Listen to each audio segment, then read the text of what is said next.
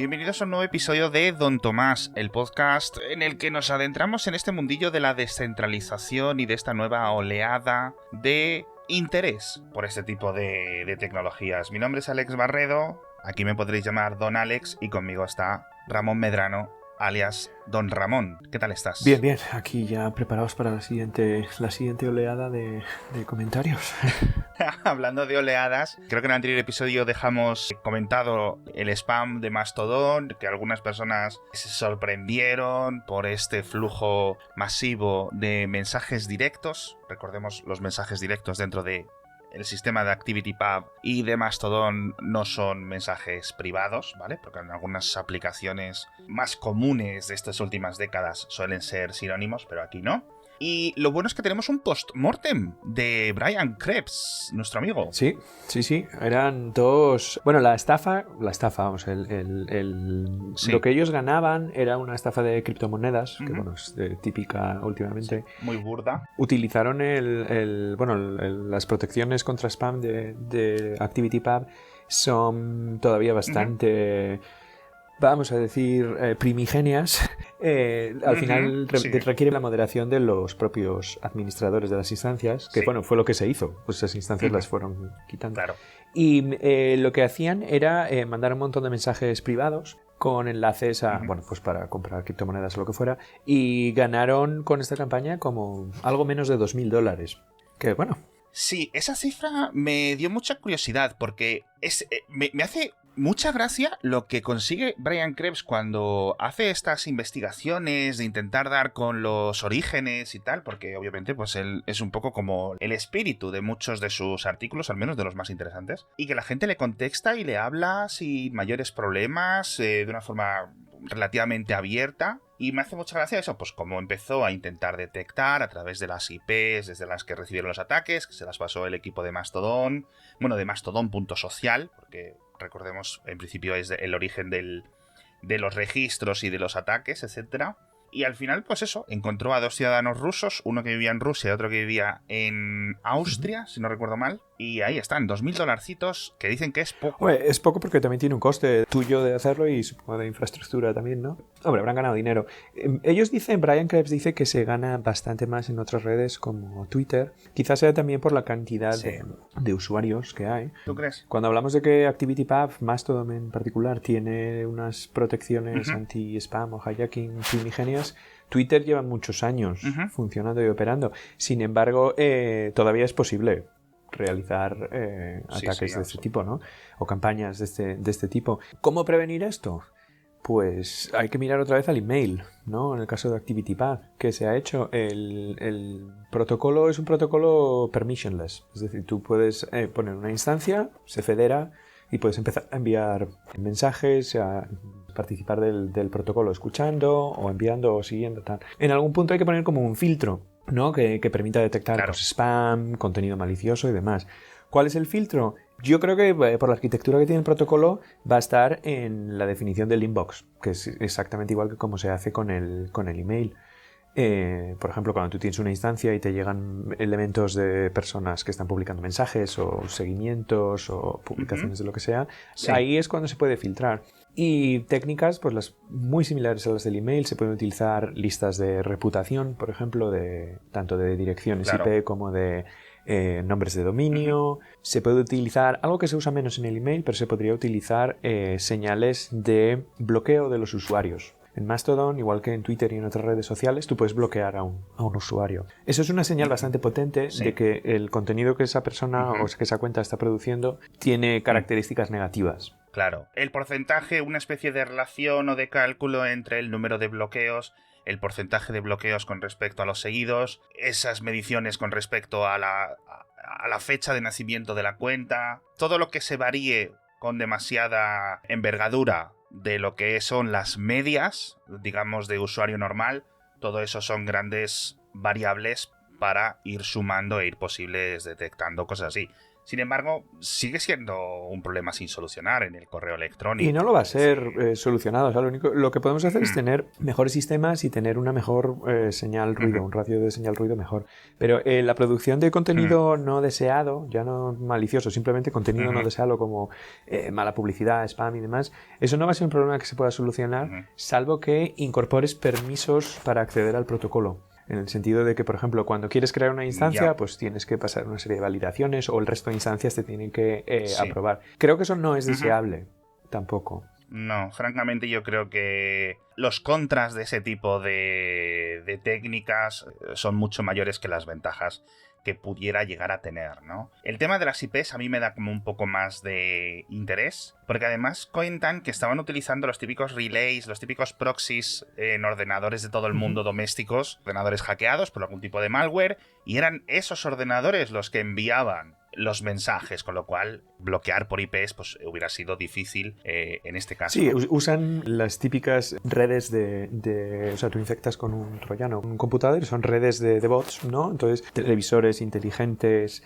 programas de IoT, dispositivos que están por ahí sin mayor problema, servidores web que puedes detectar con vulnerabilidades muy fácil, con Shodan o cosas de estas.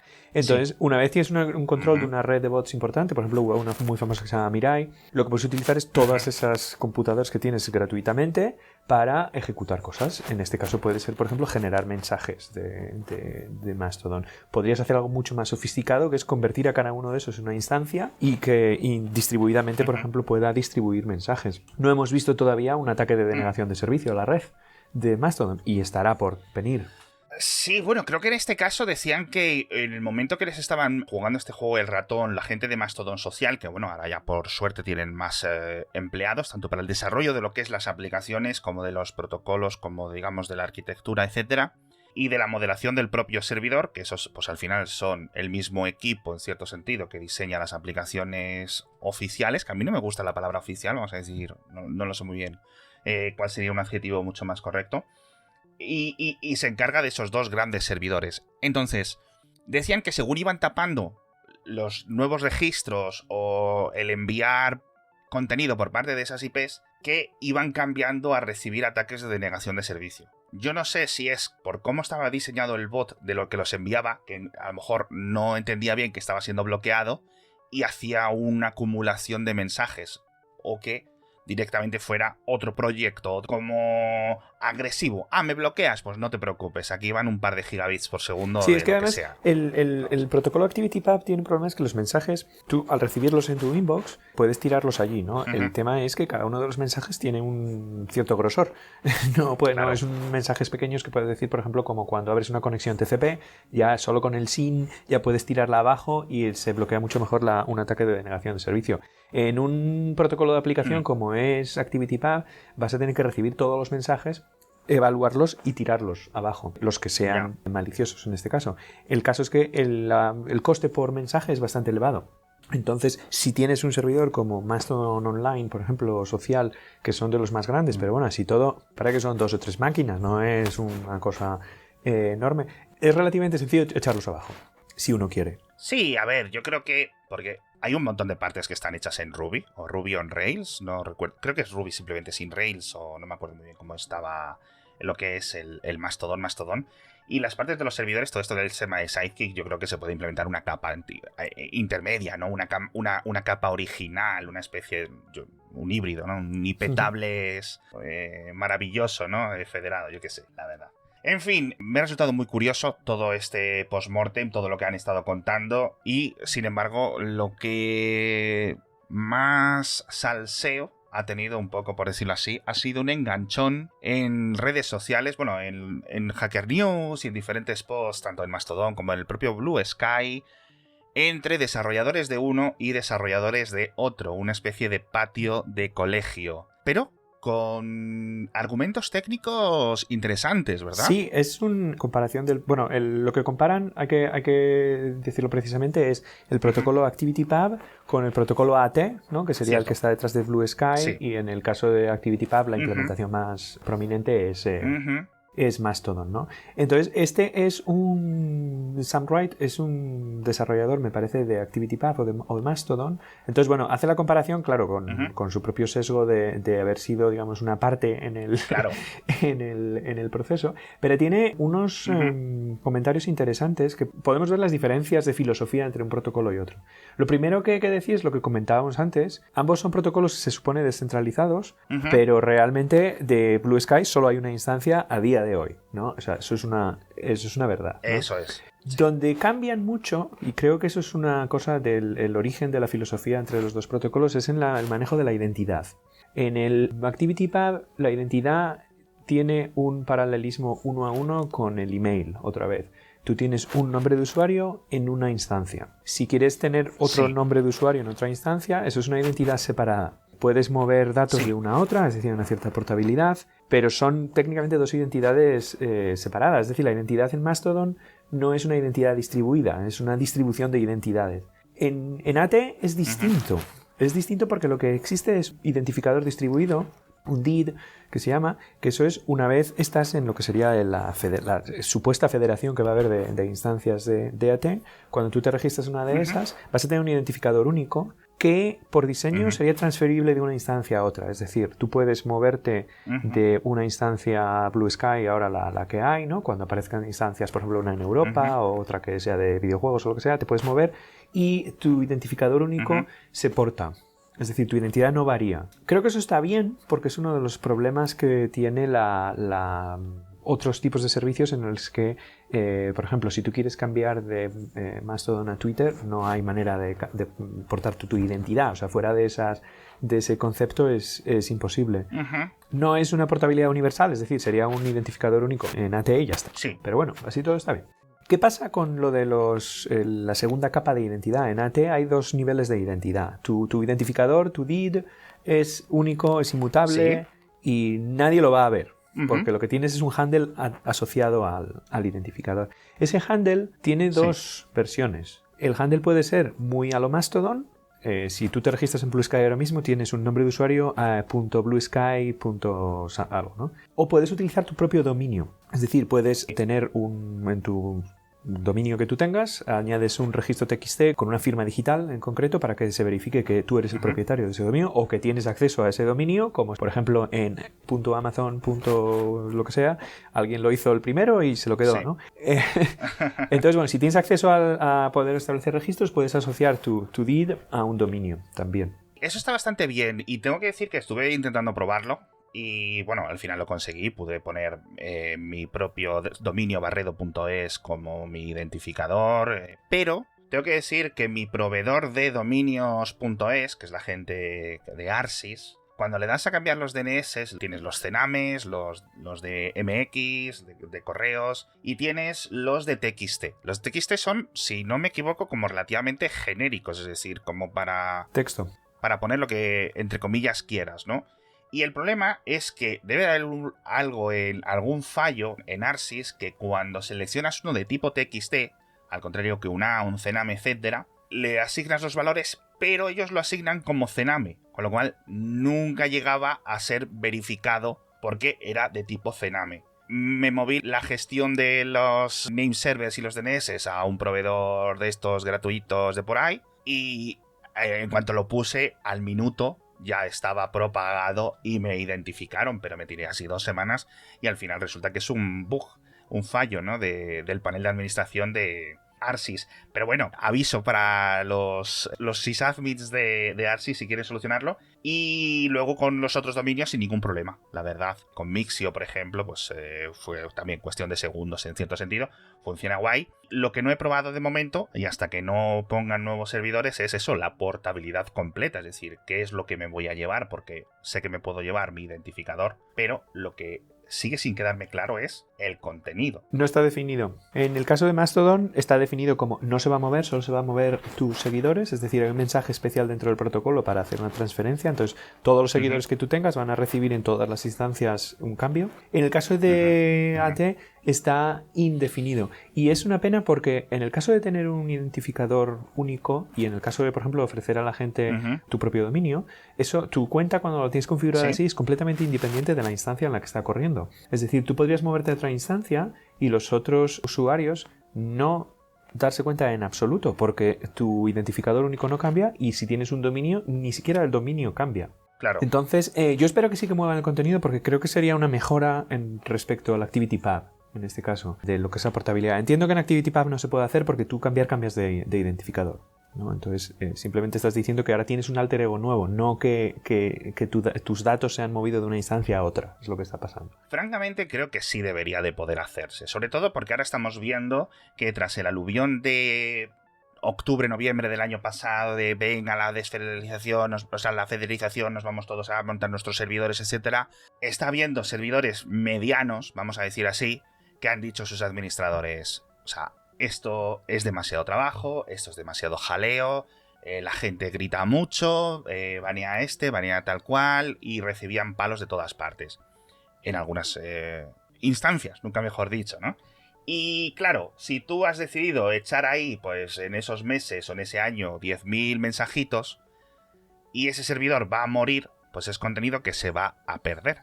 Entonces yo creo que sí se podría extender ActivityPub, enmendarlo, una especie de mensaje que sustituya el original por una redirección, que dure lo que pueda durar, ¿vale?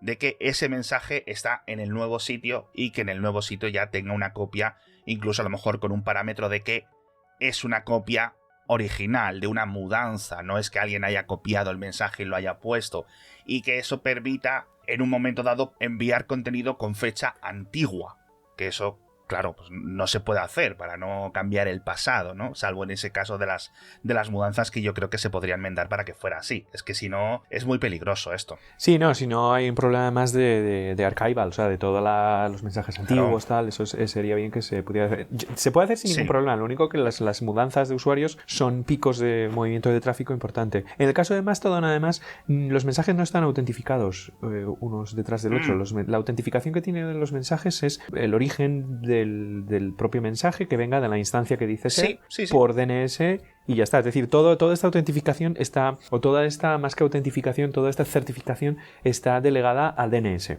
Vamos a decirlo así, porque es el nombre de la instancia y demás. En el caso de AT, y esto es una diferencia, ya que lo mencionas, todos los mensajes están firmados digitalmente. Bien, ¿qué problema genera esto? Dos cosas. En primer lugar, el protocolo tiene primitivas de criptografía por todos los lados. Todos los servidores tienen, si tú quieres implementar una alternativa, tienes que tener una implementación muy coherente con la implementación principal, que es la de Blue Sky.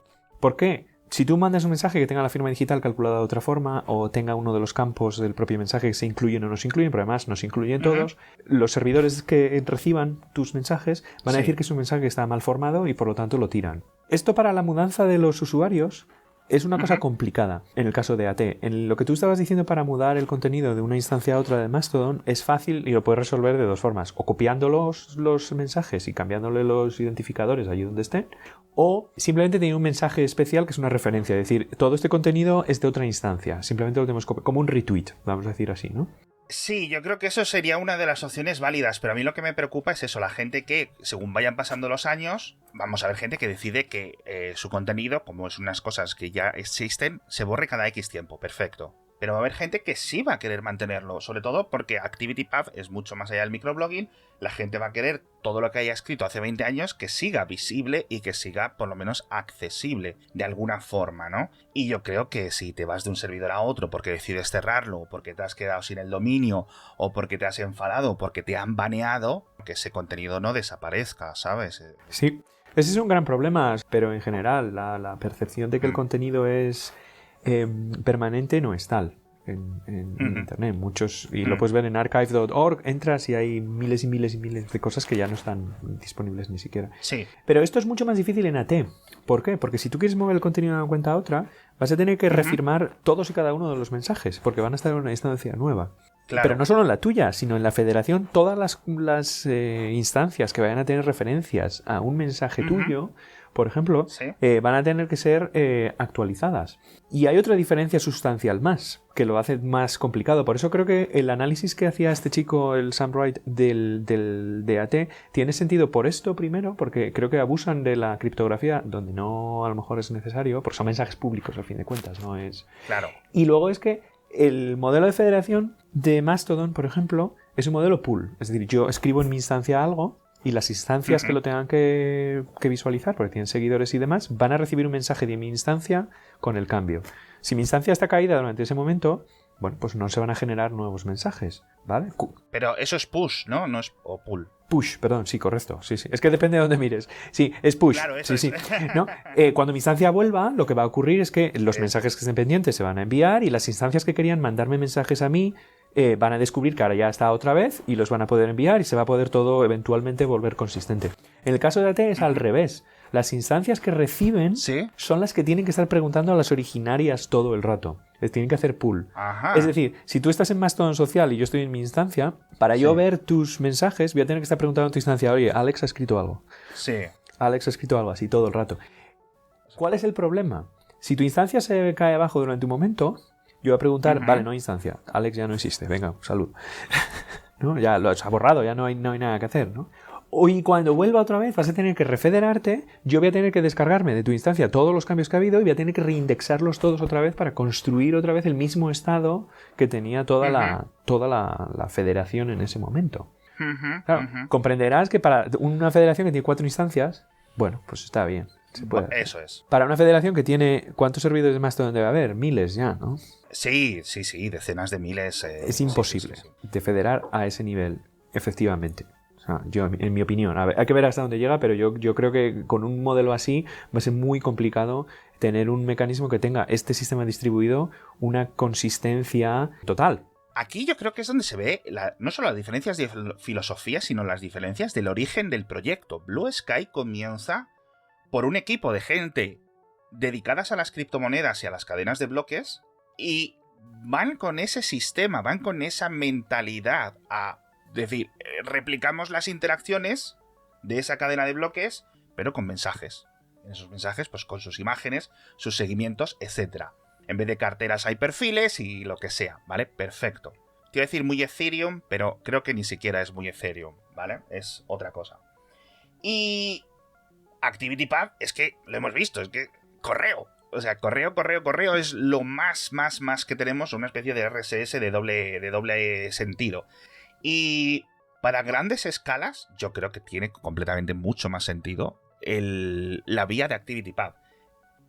Esto no significa que, como dices tú, haya un montón de ideas que los de Blue Sky creo que han pillado bien a la primera, que se deberían de adaptar. No solo la transferencia de contenido, sino los identificadores, es decir... Sí, eso estoy de acuerdo. Para poder moverte de servidor, es decir, si yo me muevo, ya no el dominio, sino, por ejemplo, si yo cambio las máquinas en la que está una instancia de Mastodon, nadie se entera, porque está el dominio actuando como puerta. Es ese dominio el que va apuntando a la nueva IP, ¿no? Ya, pero por ejemplo, Mastodon también tienes que cerrar el círculo, porque, por ejemplo, como los filtros de spam son tan básicos, ¿sí? Si tú mueves las máquinas, por ejemplo, dices, voy a correr mi servidor en Amazon porque esto ya no escala lo que sea tal, muchas veces hay rangos de IP de proveedores de cloud grandes que se han utilizado a lo mejor para spam o lo que sea, te caes en una IP de esa y dices, ¿por qué ahora no funciona? Y es porque realmente no es tan transparente como parece la abstracción, es decir, tu instancia, tus usuarios, tu dirección IP y demás, eso al final tiene un leak a toda la federación. Va a ser muy complicado eliminarlo, no creo que en AT puedan eliminar eso. Lo que no sé... Sí. O sea, yo la conclusión a la que llego es que hay una filosofía detrás de AT que es fundamentalmente diferente a la de ActivityPub, que es la consistencia. Absolutamente. En ActivityPub tú tienes consistencia eventual. Y en en AT lo que tienes es una consistencia fuerte. Es decir, todas las máquinas, todas las instancias están siempre más o menos a la misma versión de la red, ¿no? Muy cadena de bloques de criptomonedas. Es que es literalmente lo que estamos viendo. Todo el mundo tiene que tener las mismas hojas de contabilidad para que sepamos realmente qué pagos son los que se han ejecutado, ¿no? Sí, pero esto no es un sistema de pagos. Yo en un sistema de pagos lo entiendo. No, en claro, un sistema de pagos tú tienes que poder hacer, decir, dame el balance del banco ahora mismo, ¿no? Bien, entiendo que eso es un requisito de ese sistema que tiene que ser comply, como sea. Para una red social, ese requisito realmente no existe. Entonces la pregunta es ¿por qué han diseñado el protocolo en base a una consistencia fuerte. Porque al final, cuando tú vas a hacer un sistema distribuido que tiene que garantizar una consistencia fuerte, lo que estás haciendo es un sistema distribuido que es 2 órdenes de magnitud más complejo que uno eventualmente distribuido, consistente. ¿Vale? Entonces eso tiene un coste, que hay casos en los que es necesario, ¿vale? Uh-huh. Pero claro, son casos en los que tú dices, bueno, es necesario que tenga una consistencia muy fuerte y por lo tanto voy a pagar el coste que tiene en recursos, en diseño, en complejidad, en criptografía que tiene que tener. Si tú miras la implementación de Mastodon y de ActivityPub, a ver, es una chorrada, o sea, es una cola de mensajes. No, ¿vale? literal. Y en AT no puede ser, porque si vas a tener una federación que va a tener, si son exitosos, pues tendrá cientos o miles de servidores. Sí, yo sabes cómo veo Blue Sky, es decir, yo creo que desde el momento en el que lo diseñaron, o sea, la concepción original, yo creo que nunca pensaron en lo que decías tú, cientos de miles de servidores. Yo creo que pensaban algo en plan docenas de servidores, algo como más descentralizado, sin ninguna duda, pero es como si solo existieran Gmail, Yahoo, Outlook.com y Tutanota. Es decir, y entre estos 4 se intercambian y deciden todo y lo que sea, y podemos hacer las cosas un poco más entre nosotros.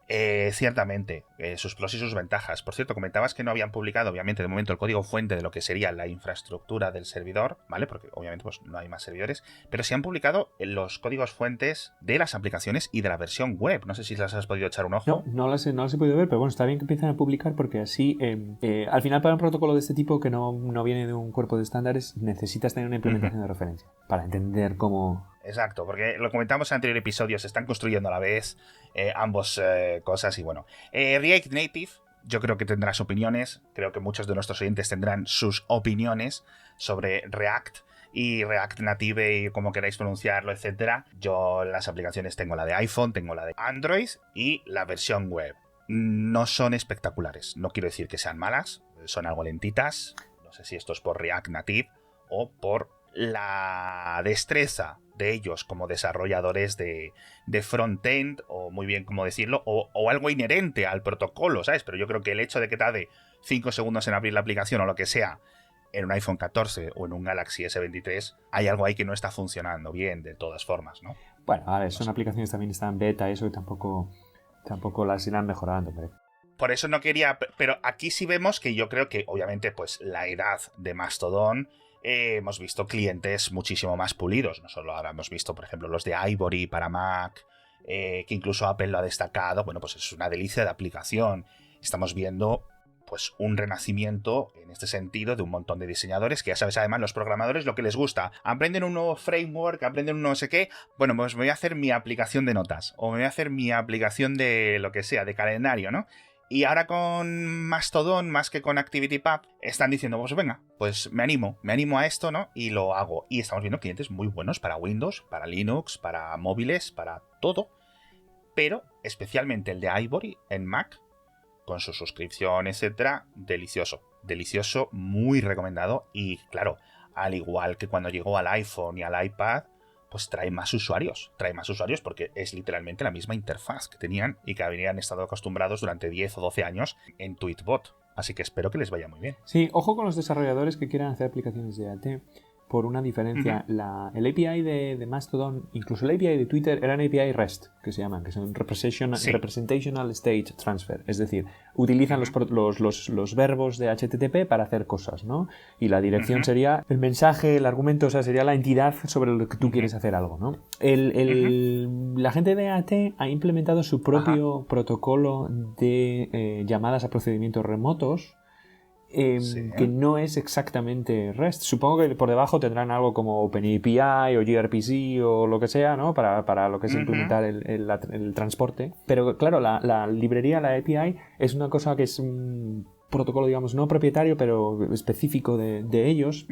Entonces, claro, si quieres hacer una API, o si quieres hacer una aplicación, porque yo tengo una aplicación que está basada está hecha en Python para hacer cosas con Mastodon y con Twitter. Borrar mensajes antiguos, historias de esas. Y un cron job que yo tengo ahí que hace cosas, ¿no? Con REST es muy fácil, ¿vale? Tú le pones una especificación, incluso hay generadores vas al chat GPT y le dices, mira, tengo este API, dame un programa en Python que me lo implemente con funciones, una clase, lo que tú quieras. Bueno, ellos han ido por el camino de implementar algo nuevo y entonces, claro, tienen una mezcla si tú vas a desarrollar una aplicación con esto, tiene una mezcla de que tienes que utilizar su API, digamos, para lo que es acceder a la federación, y luego toda la parte de autentificación, por ejemplo, está como separada. Entonces es como una amalgamación ahí de cosas que creo que le van a tener, antes de abrir la federación a instancias externas, le van a tener que dar una vuelta a pulir un poco la experiencia del desarrollador para utilizar lo que sería para acceder digamos, al feed de la federación.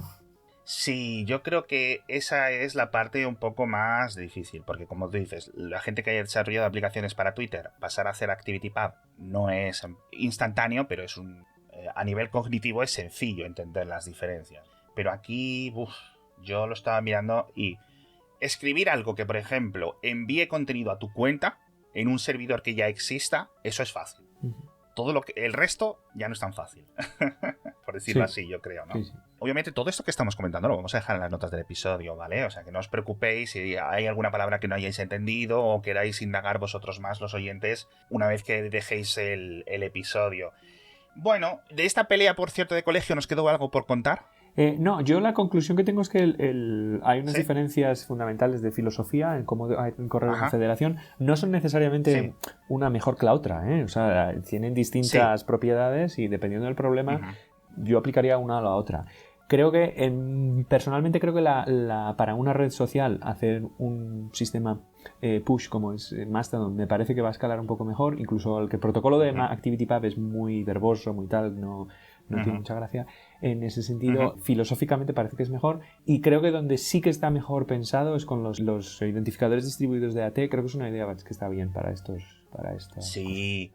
A mí no me extrañaría mucho que eso fuera poco a poco trasladándose a ActivityPub de alguna manera o de alguna otra cosa, porque además creo que se están moviendo un par de grupos nuevos en el V3C al respecto de identidades, y yo no sé si estos se van a dirigir para aquí o no. Pero bueno, el tema de las identidades está cambiando mucho en Internet, ¿eh? Un día tenemos que hablar un episodio de las DNS y todo esto, porque ahora con todos los nuevos dominios o las nuevas terminaciones de dominio, los dominios de top level, etcétera, más allá de las polémicas que a mí me parecen un poco absurdas de los .zip, etcétera, como dominio, etcétera. Pues sí es cierto que lo que es la identidad, que no deja de ser los dominios un sistema de identidades el más tradicional para todos, pues yo creo que es algo que tenemos mucha experiencia y que no es difícil de hacer, ¿no? ¿Quieres que para acabar comentemos lo de los algoritmos personalizados de Blue Sky? Porque creo que ha sido una de las cosas más interesantes de estos últimos días.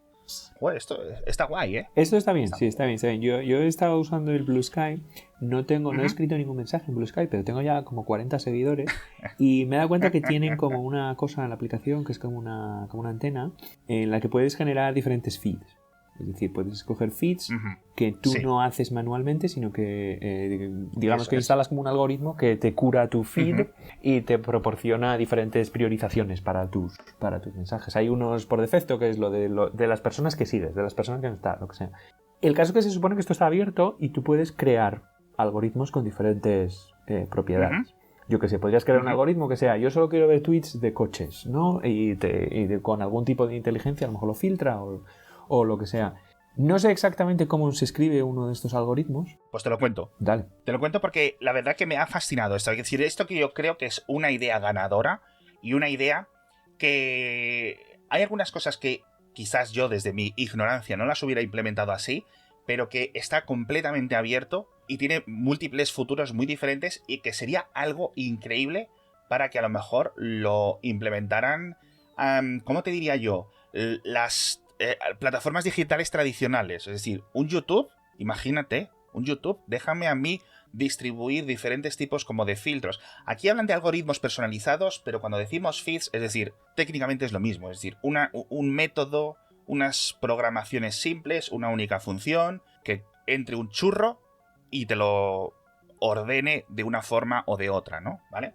Entonces, ahora os explicaré qué tipos hay, pero básicamente el qué son, pues tenemos servicios que se están ejecutando en la nube. Hablabas tú antes de los cron jobs, es decir, esto es una máquina que constantemente está autenticada y está recibiendo ese contenido, todo el contenido que va por el AT Proto, ¿vale? ¿Qué tipo de contenido? Lo puedes especificar, digamos, cuál es lo que va a pedir, pues todo el contenido o el contenido de específicos identificadores de determinados usuarios o búsquedas, que en cierto sentido que es como una reducción, etcétera. Pero si son independientes de cada servidor y cada instancia, ¿vale? Pone que para publicarlos, es decir, para decirle al servidor que existe y que se lo pueda ofrecer a los servidores, ahí es donde no me queda claro muy bien cuál es el proceso, porque, aunque está todo técnicamente especificado, hablan de repositorios, para que todos entiendo que sea código abierto de alguna forma, es decir, que hay alguna forma de revisarlos, ¿vale? Pero para el usuario, es lo que decías tú, hay una sección en la que tú puedes elegir, por defecto, cuando tú te registras, tienes los dos algoritmos añadidos, es decir, dame todo el contenido de forma cronológica de la gente a la que sigo. Pum, no hay más. El segundo, una especie de lo mejor de las últimas horas. Similar a los algoritmos de Explorer de Instagram, al For You de TikTok y todas estas historias, ¿vale? Aquí, claro, pues en esta lista puedes elegir un montón, los que tú quieras, puedes incluso eliminar los que vienen de serie, puedes reordenarlos para que uno sea el principal, que cuando abras la aplicación, etcétera. Y van mucho más allá de lo que son las listas de Twitter. Es decir, tú Twitter tendrías tus listitas, aquí va más allá. ¿Por qué digo que más allá? Por ejemplo, porque como no es algo que haga tu aplicación, ¿vale? Bueno, técnicamente las listas las gestiona el servidor de Twitter, ¿no? Porque... Las listas las gestiona el servidor de Twitter, las membresías, pero luego lo que es la curación el mostrar el stream de la lista lo hace el cliente. Aquí necesitas ese servidor que te haga ese filtrado, es decir, que te pase las patatas con su arena según están recogidas y te dé las patatas ya fritas, listas para comer, en cierto sentido, para que las pueda ver el usuario. O todos los usuarios que estén usando ese algoritmo, con lo cual es muy complicado y ojito a todos estos desarrolladores cómo van. Eso lo llaman hidratar el feed. Me ha gustado mucho ese verbo o esa metáfora, ¿no? De la hidratación. Tipos de algoritmos. Algoritmos de popularidad, por ejemplo, es decir, memes graciosos o cosas que tengan más de X retweets o un ratio entre retweets y likes o lo que sea.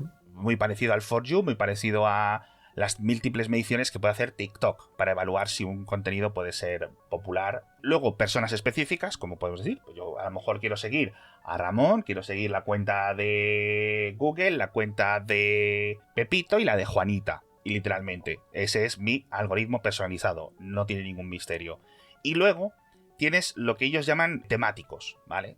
Luego todo esto se puede combinar, pero los temáticos es, cojo el chorro, lo que le llaman la gran manguera de datos, o algún tipo de búsquedas, y sobre esos resultados crudos que me devuelven, implemento yo mis propios filtros, mis propios algoritmos, lo que sea. Por ejemplo, un contenido en el que no haya fútbol. Pues tú imagínate, es complicado. No solo es, si aparece la palabra fútbol, balón, gol, portería, delantero, portero, ese tweet no llega o ese mensaje no llega, sino que tienes que evitarte otro tipo de contenidos. Pues si las fotografías, los horarios, esa persona que ha estado comentando los últimos ratos, para evitar spoilers de series, podría ser algo interesante todo este sistema. Pero yo creo que aquí hay mucha posibilidad, no solo para los usuarios, sino para que los desarrolladores ganen dinero. Me explico. No hay nada aquí que no diga que esto en el futuro no pueda estar monetizado por parte del desarrollador. Al final el desarrollador que mantener ese proceso ejecutándose constantemente, que depende de los servidores, es decir, es como un intermediario que te envía y te prepara los datos para ti. En el futuro, pues no solo podrá venir del servidor único que hay de Blue Sky a día de hoy, sino que puede venir de varios. ¿Quién te dice que incluso pues no te puedes montar ahí un Google Discover o un sistema de noticias, ¿no? Pues puede ser algo muy chulo, la verdad. Y tienes sobre Blue Sky, o mejor dicho, sobre el AT Proto, un Google Discover. Sí, además ese es el motivo, yo creo, por el que han apostado por la consistencia más fuerte para poder hacer todas estas cosas mejor. Específicamente el tema de la monetización. Creo que la monetización, tú vas a tener que tener medidas de, por ejemplo, si quieres poner mensajes de anuncios donde tú pagues, o si quieres tener un feed de estos, por ejemplo, donde tú puedas tener una suscripción a lo mejor, o lo que fuere, sí. ¿no? Ahí sí que la consistencia eventual a lo mejor no funciona muy allá. Exacto, y por ejemplo en este tipo de desarrolladores, tú imagínate, tienes un algoritmo personalizado de estos muy popular, algo que se dedique a criptomonedas. Y no hace falta tener y seguir a todas esas personas, sino que simplemente pues te da como lo más importante del día. Oye, chulo, interesante, perfecto. Pero claro, hay muchos usuarios, tienes que servir mucho y dices, demasiado coste. Pues no hay nada que te evite, de momento, por ejemplo, que tú insertes un mensaje artificialmente que te interese a ti o que alguien te pague por insertar. ¿Vale? Es decir, es una función, es un if dentro de ese algoritmo. Y eso me parece muy curioso, porque ahí hay un montón de cosas.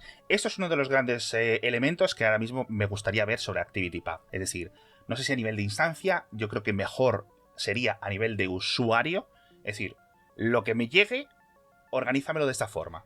¿Vale? Creo que el concepto de que sean portables, como son los aquí en el AT, sería interesante. Sería interesante porque además si puedes revisar el código, mucha gente no lo hará, pero el que quiera pues, lo puede tener disponible, ¿no? Además yo lo veo como plugins, ¿no? Que tú puedas instalar en tu instancia. Totalmente. A lo mejor. Y podrían ser no solo feeds, porque esto es ¿cómo decirlo? Un filtro para la información que recibes, pero podría ser también para generar información. Por ejemplo, dame resúmenes de prensa por las mañanas. Dame el Midjourney. Puedes ponerlo en el ActivityPub.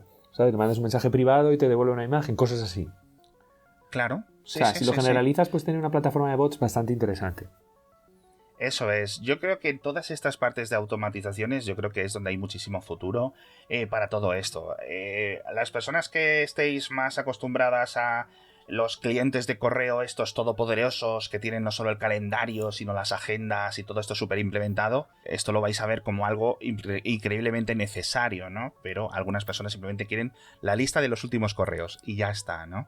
Pero bueno, muchísimas gracias a todos por estar con nosotros otra semana más en Don Tomás. Yo creo que hemos explicado muchísimas cosas. Sí, la verdad es que todavía queda mucha tela que cortar aquí. Es que esto en general hay que seguir cómo evoluciona. Luego habría que ver también cosas como protocolos más básicos que dependen mucho de esto. Pero sí, la verdad es que está muy bien todos estos comentarios y próxima semana más. Eso es. Comentaremos elementos de Nostr, que creo que es uno de los temas que se nos va quedando en el tintero, lo de las DNS, cambios que está viendo en Reddit, que podría venir por ahí otro nuevo tirón hacia ActivityPub principalmente, y diferentes ideas para servidores que están surgiendo, sobre todo para, como decía Ramón, reducir el impacto, reducir el consumo, tanto de CPU como de energía de esos servidores. Con esto nos despedimos, muchísimas gracias y hasta el próximo episodio de Don Tomás. Adiós, Don Alex.